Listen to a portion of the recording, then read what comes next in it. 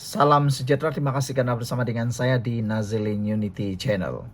Beberapa hari kebelakangan ini diketuai oleh Mahathir Muhammad Mahathir Muhammad. Mereka mendesak Anwar Ibrahim kononnya tumbang dan turun. Anwar Ibrahim tetap berdiri teguh. Namun demikian, Mahathir juga menyatakan dalam satu ucapan bahwa tidak perlu tunggu pilihan raya untuk tumbangkan, turunkan Perdana Menteri. Itu pesan Mahathir dalam satu himpunan. Pesanan itu sebenarnya adalah pesanan yang sangatlah tidak positif. Ini boleh mengakibatkan ketidakstabilan negara. Manalah dia fikir lagi kestabilan negara. Oleh sebab itulah, saya melalui channel ini membuat satu survey. Saya membuat satu survey keputusan ataupun satu pungutan suara. Apa yang akan jadi kepada Anwar Ibrahim? Dengan tajuk Jom, kita tengok berapa ramai penyokong Perdana Menteri Anwar Ibrahim. Jika anda sokong Anwar Ibrahim lebih baik daripada Perikatan Nasional, sila undi berikut. Yang pertama, Anwar Ibrahim adalah Perdana Menteri yang terbaik pada waktu ini, memandangkan pemimpin-pemimpin yang lain daripada pembangkang maupun daripada parti-parti lain, terutama juga daripada UMNO, Barisan Nasional. Anwar Ibrahim lah yang terbaik untuk negara buat masa ini. Selain itu, ada juga jawapan Anwar perlu letak jawatan. Ketiga, Muhyiddin, Mahathir dan Hadi terdesak. Dan Anwar kekal sebagai Perdana Menteri untuk kali kedua atau penggal kedua. Dapatan kepada jawapan ini saya akan umumkan sebentar lagi. Tapi sebelum itu, anda juga tolong tulis dalam ruangan komen, jika anda mahu Anwar Ibrahim kekal sebagai Perdana Menteri dan adalah Perdana Menteri yang terbaik, sila tulis nombor 1. Tetapi jika anda rasa Anwar Ibrahim perlu letak jawatan, tulislah dalam ruangan komen dengan nomor 2. Saudara, sebelum itu saya nak perkenalkan kepada anda dahulu, ini Transfer Factor for Life, terapi imun yang meningkatkan daya imun badan kita sehingga 400%. Apa yang terjadi apabila imun badan kita menjadi lemah ialah kita tidak dapat melawan penyakit daripada dalam tubuh badan kita. Apabila imun badan kita jadi bodoh dan menyerang tubuh badan kita, kita jadi sakit sendiri. Tapi secara ringkas dan umumnya, apabila imun badan kita menjadi kuat dan bijaksana, kita boleh lawan apa saja penyakit yang ada dalam tubuh badan kita. Jadi dapatkan produk Transfer Factor for Life ini melalui nombor telefon yang tertera. Dan untuk maklumat anda semua, produk ini ialah lulus KKM, halal dan diperakui oleh doktor-doktor di seluruh dunia. Dapatkannya sekarang, jangan bertangguh-tangguh. Baiklah, keputusan kepada undian. Sama ada Anwar Ibrahim adalah Perdana Menteri yang terbaik atau dia perlu letak jawatan. Ini keputusannya. Sebanyak 64% memilih Anwar Ibrahim sebagai Perdana Menteri yang terbaik. Adakah anda juga setuju? Ramai yang setuju, saya juga setuju. Karena memang betul Anwar Ibrahim bukanlah Perdana Menteri yang perfect. Bukan Perdana Menteri yang 100% baik dan sempurna. Dia baru jadi Perdana Menteri menghampiri 2,5 tahun atau 3 tahun. Tetapi sudah banyak perubahan yang berlaku dan kestabilan negara terus terjamin. Pembangkang menyatakan Anwar Ibrahim akan tumbang seawal bulan pertama, minggu pertama. Tetapi nampaknya sudah tahun kedua, Anwar Ibrahim kekal berdiri sebagai Perdana Menteri dengan kestabilan yang sangat kuat sejak langkah Sheraton. Saya rasa kalau bukan Anwar Ibrahim, sudah tentu negara kita ini tidak akan stabil lagi. 64% memilih Anwar Ibrahim sebagai Perdana Menteri yang terbaik. Manakala pilihan yang kedua yang terbaik ialah 21% rakyat Malaysia memilih Anwar Ibrahim perlu kekal sebagai Perdana Menteri kali kedua atau penggal yang kedua. Ini adalah kejutan yang besar untuk ujian ataupun untuk penilaian undian ini. Siapa sangka ada 21% yang menyokong Anwar Ibrahim kekal sebagai Perdana Menteri. Manakala undian paling rendah sekali ialah 8% mahu supaya Anwar Ibrahim letak jawatan. Maknanya hanya secubit sahaja rakyat Malaysia yang tidak menyukai Anwar Ibrahim. Karena mungkin mereka termakan hasutan, termakan fitnah, ataupun mungkin ada isu yang mereka tak suka. Dan yang lebih mengecewakan lagi ialah terdapat orang dalam undian ini yang tetap menyokong bahwa Muhyiddin, Mahathir dan Hadi sedang terdesak dalam dunia politik.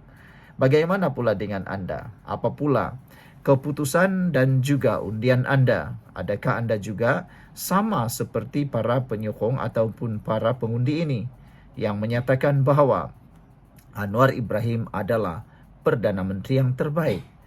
Sekarang ini persoalan yang kedua, apa yang Anwar perlu lakukan selepas pelantikan hakim baharu yang sudah selesai? Ini pun satu dapatan jawapan atau undian luar biasa berlaku. Sebanyak 67% penduduk rakyat Malaysia menyatakan bahawa Anwar Ibrahim perlu teruskan jawatan sebagai Perdana Menteri.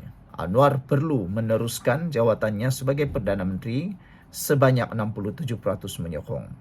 Manakala 20% lagi menyokong supaya Anwar Ibrahim jangan layan sama sekali Sakatua, merujuk kepada Mahathir Mohamad. Antara komen daripada netizen ialah jangan lagi layan apapun kehendak daripada Tun Mahathir. Tun Mahathir sudah terlalu tidak relevan dalam dunia politik Malaysia, kata mereka. Tun Mahathir sebenarnya bergerak sekarang hanya untuk dapat dilihat masih relevan, masih wujud dan masih lagi mempunyai pengaruh. Walaupun sudah terbukti melalui undian di peti undi, kalah teruk di parlimen dan tidak menang, tidak dapat langsung wang deposit beliau.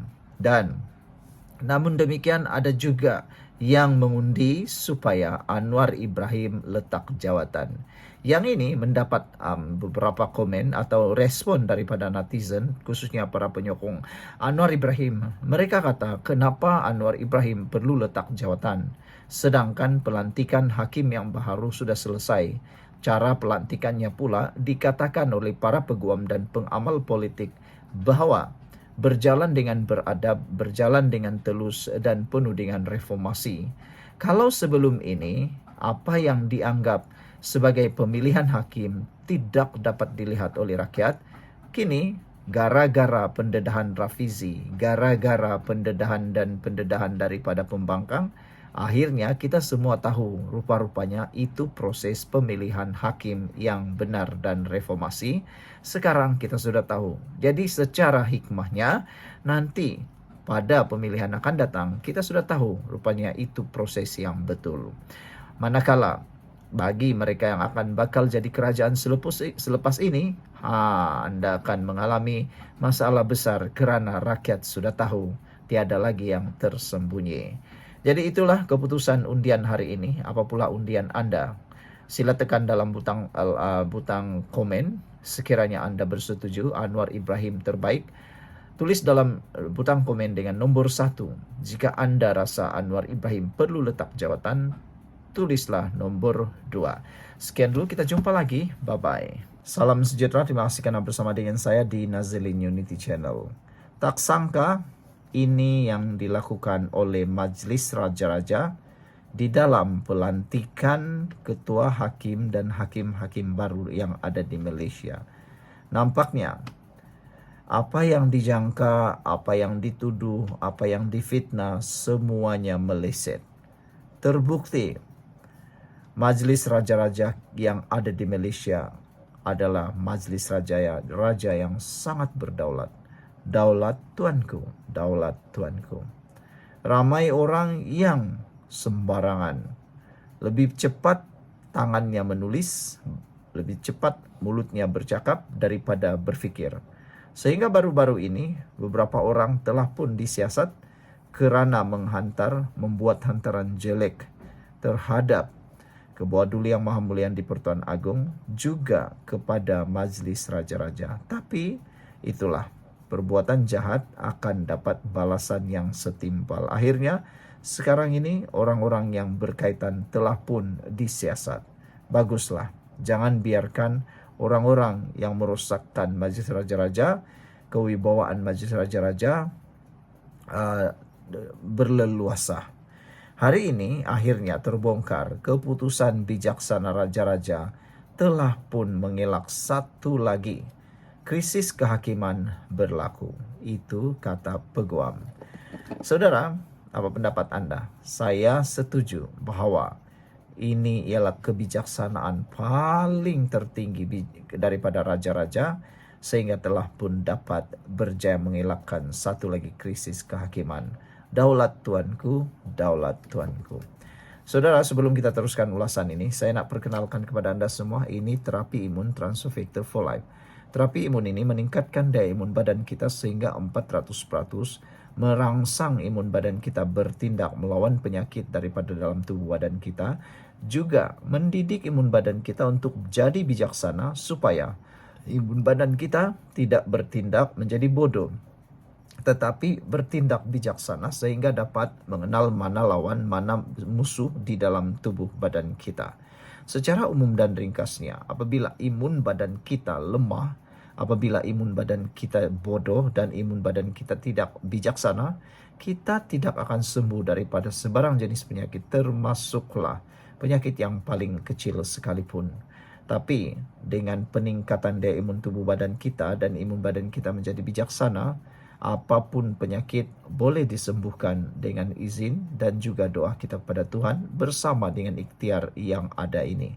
Saudara mendapatkan produk Transovector for Life ini melalui nomor telefon yang tertera, juga dapatkannya dengan segera. Produk ini lulus KKM. Produk ini juga halal dan telah diperakui oleh seluruh dokter di seluruh dunia, bahkan di Malaysia. Produk ini ialah penemuan bersejarah dunia perubatan pada abad ini.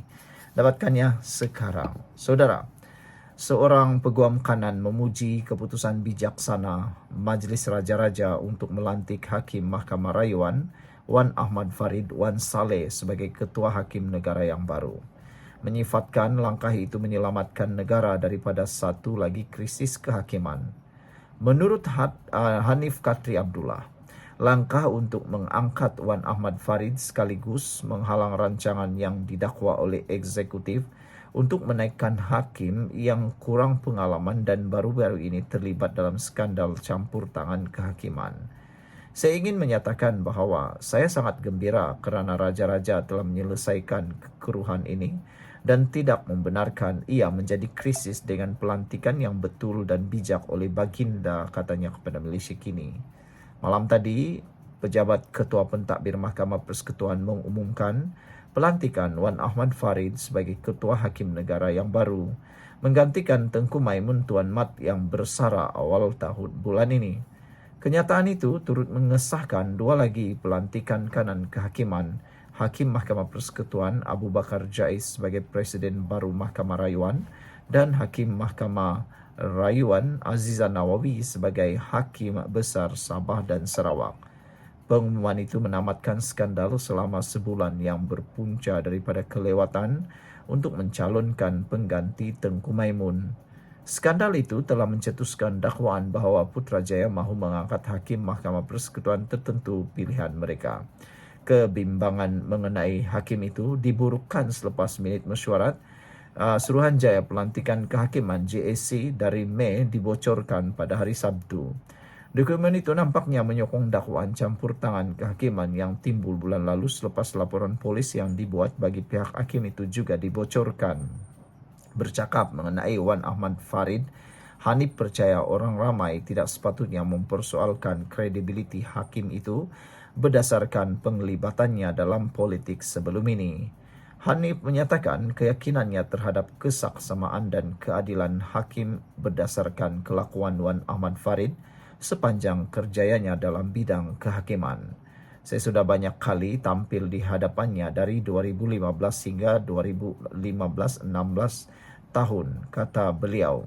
Saya buat lebih kurang 5 atau 7 kes di hadapannya, perbicaraan dan seumpamanya. Sejujurnya saya katakan ini, saya tidak pernah menemui sebarang kelakuannya, bukan sahaja keputusan tapi juga cara dia mengendalikan perbicaraan. Tiada satu pun daripadanya mempunyai kecenderungan ke arah pandangan politik, kata Hanif. Untuk rekod, Wan Ahmad Farid adalah ahli BN yang aktif sebelum menyertai Badan Kehakiman dan telah dilantik ke pelbagai jawatan termasuk sebagai Timbalan Menteri Dalam Negeri semasa pentadbiran Abdullah Badawi dan Najib Razak. Menurut Hanif, hakim itu telah membuktikan kesaksamaannya apabila dia menarik diri daripada mendengar beberapa kes yang mempunyai konflik kepentingan. Ini termasuk kes yang melibatkan Najib dan Wan MDB. Jadi jika pada masa hadapan ada mana-mana rayuan Najib atau Rosmah atau Wan MDB atau SRC timbul, bergantung kepada fakta kes, bergantung kepada perkara yang ada di hadapannya. Jika dia perlu tarik diri, saya percaya dia akan menjadi orang pertama yang berbuat demikian walaupun sebelum peguam memberitahunya, katanya. Dalam perkara itu, Hanif turut menepis kebimbangan Wan Ahmad Farid dan Azizah dinaikkan pangkat daripada Mahkamah Rayuan yang bermakna mereka meminta hakim kanan lain di Mahkamah Persekutuan terpulang kepada raja untuk membuat keputusan. Kata Hanif, selagi tiada seorang pun daripada mereka mempunyai soal integriti, maka ia tidak menjadi persoalan sama sekali kepada saya, katanya. Dia mendakwa bahawa kebanyakan hakim kanan hari ini telah memulakan perkhidmatan mereka pada masa yang sama, bermakna mereka mempunyai bilangan tahun pengalaman yang sama. Sementara itu, peguam aktivis New Scene U berkongsi sentimen yang sama mengenai pelantikan tertinggi kehakiman, mengatakan mereka adalah hakim yang baik. Bagaimanapun, dia menegaskan bahawa pelantikan itu sendiri tidak menyelesaikan masalah sedia ada yang membolehkan eksekutif campur tangan dalam pelantikan kehakiman, kata beliau lagi. Saya ingin mengatakan bahawa mengisi kekosongan tidak menyelesaikan garis kesalahan sedia ada yang membenarkan campur tangan dalam bidang kehakiman, kata beliau. Sekian untuk kali ini. Jangan lupa tinggalkan komen anda, tekan butang subscribe. Bye-bye.